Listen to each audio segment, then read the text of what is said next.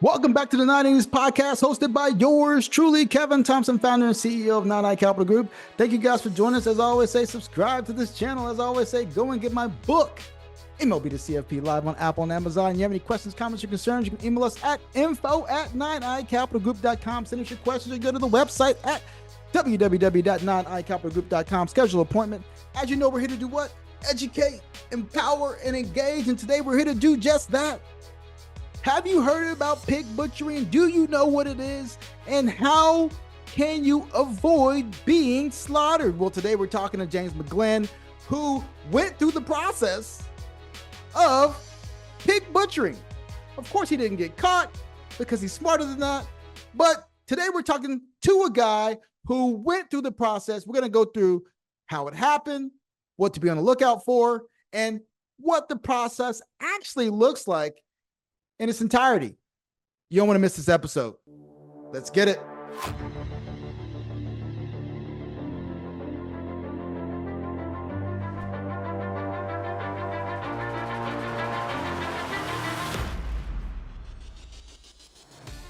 Hey, we're here with James McGlynn of Next Quarter Century and consultant of 9i Capital Group. Thank you, James, for joining us today, my friend. Thank you for having me, Kevin. So you and I both read Number Go Up, which is Zeke Fuax's book. And he talks explicitly about how people get caught up in this thing called pig butchering. So you and I both went on a long journey together recently, and we're going to talk about exactly how that happened. So before we get started, tell the people what pig butchering actually is. Okay, you referenced Zeke Fuax's book, Number Go Up, which was his investigation into everything crypto. And his investigation led him to the country of Cambodia. And he found a facility where allegedly or apparently the Chinese have individuals locked up and forcing them to participate in the scam, which you and I both know as pig butchering. And pig butchering is something that we've been exposed to, and avoid.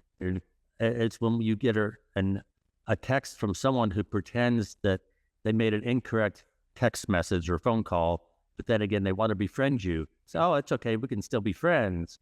And you can go back and forth. And in many instances that I've encountered myself, people they'll do this fake thing, and then they'll pretend to be invariably some young Asian woman from a big city in the United States.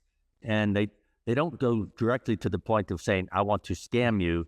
But I know you and I were going down the rabbit hole talking to one woman, and I said, she's not even getting to the point of wanting my money for a crypto scheme. But eventually they all do. Yeah. And that's funny because what Zeke was talking about and what you were talking about, what happened to you, and then of course nothing happened to you. You and I were just investigating this, but what was curious is that Zeke was saying, man, she would never get to the point, or he or she would never get to the point. But let's back up a little bit. You talked about these facilities in Cambodia, something linked to the Chinese mob or what have you. What James was talking about is that there's people in these places almost like they're hostels to a degree, and they're hostages because now they're lured over there. So let's start here. They're lured over there with the promise of good work. So it's a legitimate thing that these people are saying, I go on the internet, I find a job in Cambodia, I'm going to go help my family. And then ultimately they're stuck in these facilities almost like slave labor and trying to basically take money from unknowing participants in regards to that text message. And now for retirees, I want to say this, be very careful. That innocuous text you're going to get where someone says, hi, and oops, I have the wrong number. Who is this? Stop answering those, right, James? Just stop answering those altogether. Yeah. Unless you're a trained professional. Unless you're a trained professional. So James did some investigative journalism of himself, and talk to us a little bit how this started with you. Like what was that path of, what was the first thing that this person said to you? Like, was it a, hey, hi, sorry, I got the wrong number? How did it start? Well, go back a little bit. I had just come back from a vacation in which I went through Cambodia, which is a very, very poor country. a lot of laws are broken, the government's not too trustworthy, and therefore the Chinese have stepped in to take advantage of the situation. And as you said, they get many innocent victims looking for a better life, better job. They go there and they're locked up and they can't escape. So I had heard about this background of this, and I've done a lot of international traveling lately.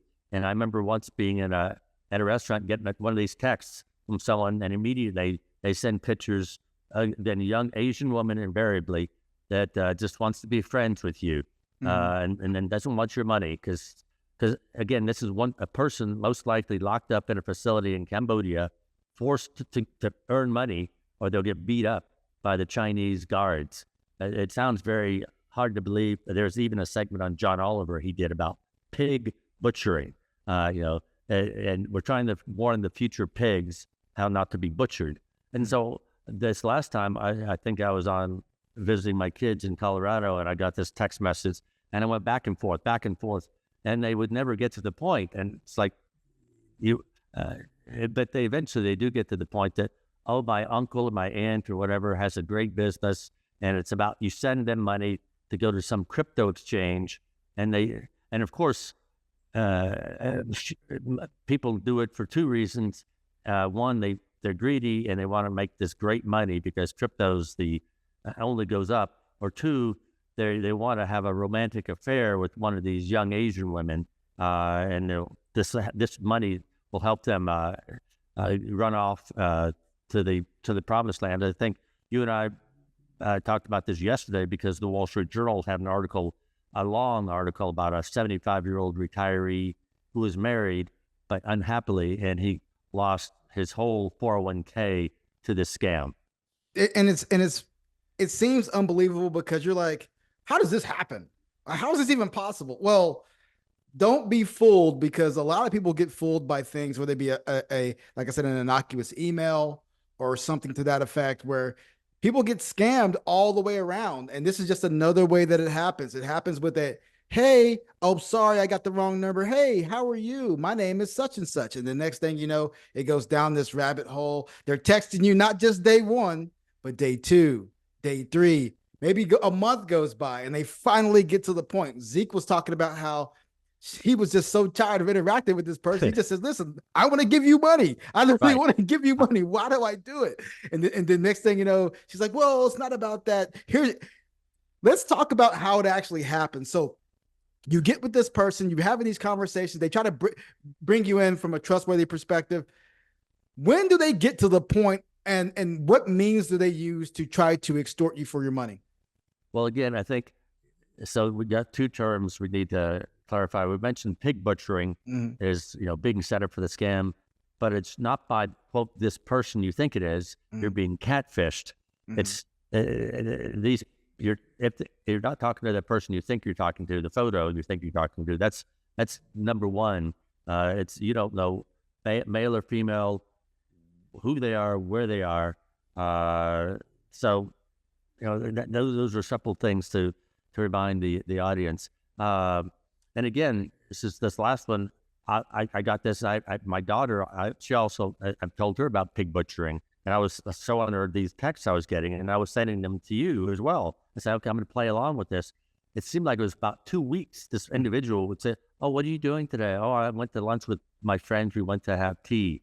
All sorts of innocuous stuff, just trying to play along like they're your friends. And eventually comes up, oh, I've got some crypto exchange deal. It's a sure thing. And I never got to the stage where they say, give me your accounts or give me your money.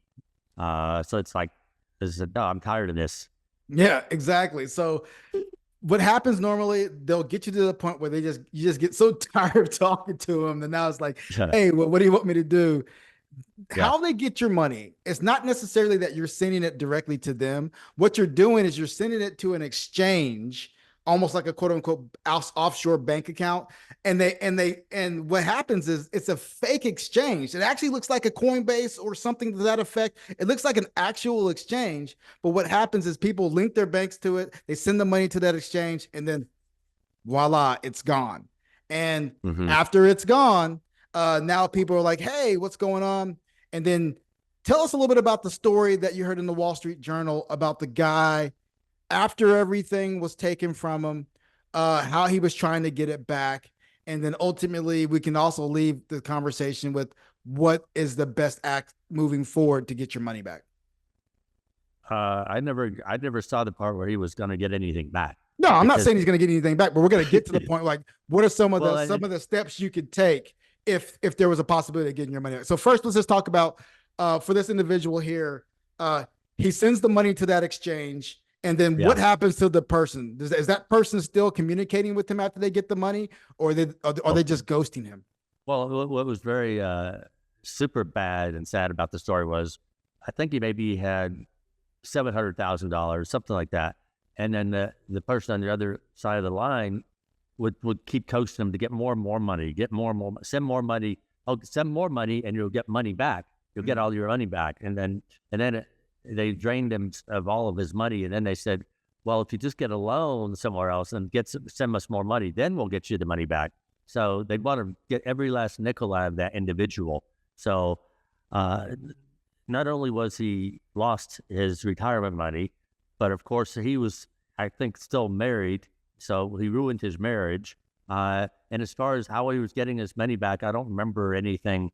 You tell the U.S. government, but they're not going to be able to do anything because there's no extradition treaty. There's no way to trace any of this stuff. That's the, quote, the beauty of crypto and blockchain. It's really hard to trace. It's crypto in a country that doesn't have many laws, such as Cambodia or possibly China, is good luck. Bill, unless Liam Neeson is going to come save him, then I think he's got no shot. I have a very good set of skills. Yes, he's got a very particular set of crypto skills. Exactly. But what's curious about this is if this were to happen to an individual in the States, you got to wash it and move on because the chance of you getting your money back is very slim because James is absolutely right. Following where that crypto goes, especially if it's outside of the States, is very difficult. It's a little bit easier inside the States because they talked about it in the book. They talked about it on certain circumstances where the person in New York stole a bunch of crypto, left it in some wallets, and then ultimately left it there for 2 or 3 years. And then finally decided to go back into those wallets. And then bam, the government found them because they traced the IP addresses through all these different, accounts and all of this stuff. And then they started following and watching them. And then there you have it. Well, crypto can be traced. If the government wanted to find it, they could, but they don't care enough about your retirement account. There's so many of these scams going on. So again, it's the ounce of prevention versus the pound of cure. Liam Neeson is the only cure I know for this thing, but the prevention is, hey, individuals, you seem to focus on the elderly and the lonely, because if I told you, hey, Kevin, I'm thinking about sending this stuff to somebody, you'd say, you're getting scammed. But if I don't tell anybody and I just keep chatting with this fake Asian person, then I might just get drawn into it. And then once you're in, sometimes you keep digging the hole deeper and deeper, and then you're buried in it. Hey, what was your girl's name, supposedly? I can't remember what her name was. I've had two or three, and I've sent 2 or 3 texts back that says, "Okay, I'm waiting for them to say, oh, I want some money." But every time it's been a young Asian photo.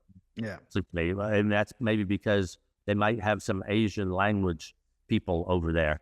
I can't really say for sure. I want everybody to understand this right now with this pig butchering thing. It's because these people are victims. I know it doesn't feel like it, but these people that are actually doing this are actually victims in their own regard because they're having to do these things just to basically either get out of the situation that they're in.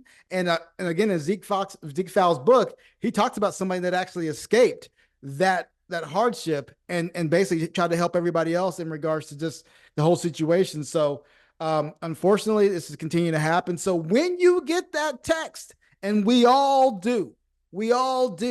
Hi, how are you? Oh, I'm sorry. Hi, my name is such and such. When you get that text, you have 2 options: either to ignore it and send it to your junk box, or you can answer it. And some people are really ruthless with those. Which again, I suggest you just delete it. Don't even respond to it because there's some serious hardship on that side. Because if you end up playing with that person or doing something wrong or being jokingly funny, you got to think about that for a second, because that person's going through some hardships as well, and they're just trying to better themselves. So I don't know the best way to handle that situation. James, what say you? Well, my daughter, she usually says something like, "Oh, you trying to pig butcher me or something?" So, right out of the chute, I know you're scamming me. Well, so what's funny is that you even mentioned the word pig butcher to this person. You even mentioned number go up. You even mentioned, you kept telling her this stuff over and over and over again, and she would just gloss over it like it was nothing. Right. So that doesn't matter. Well, and again, they may not. This individual may not know it.